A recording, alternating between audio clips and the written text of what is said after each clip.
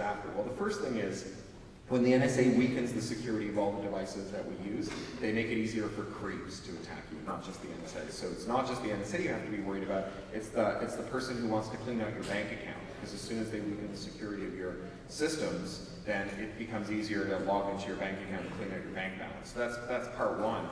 But you know, the privacy question is actually more important than that. I think that there are maybe three cases we can identify. The first is, I'll call it Tuttle Buttle from the movie Brazil, where a guy named Harry Tuttle is mistaken for someone called Harry Buttle and is taken away to jail.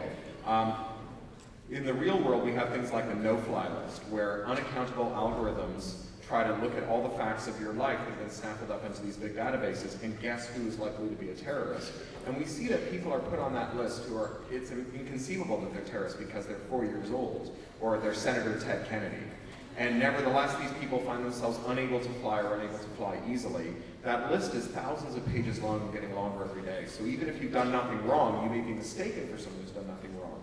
But another problem is the Cardinal Richelieu problem. Cardinal Richelieu said, if you give me 6 lines in an honest man's hand, I can find them a reason to hang him. If you have to explain everything about your life, there may be something in there that you can't explain and that I can use to smear you. And so if someone wanted to victimize you, all of the facts of your life being out there might bring great harm to you. But the final problem is that even if you are lucky enough to have a closet that is blissfully free from skeletons, and I don't think you do. I think that all of us have things that are private even if they aren't secret, right? I know what you do when you go to the toilet, but you probably don't want to do it in front of me, right? I know what your parents did to make you, but it takes a very special person to want to do that in full sight of everyone else, right? Those aren't secrets, but they are private.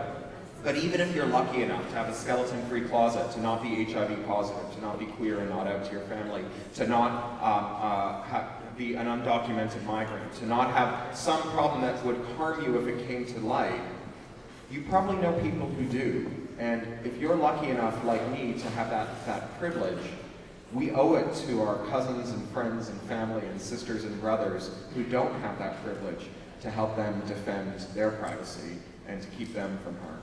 Maybe time for one last question. Are we out? Okay, thank you very much.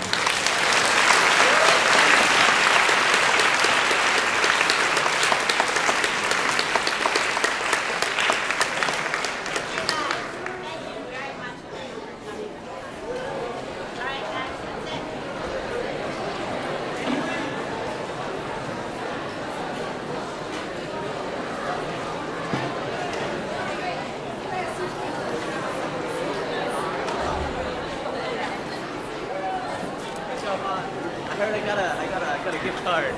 Oh, you did? Okay.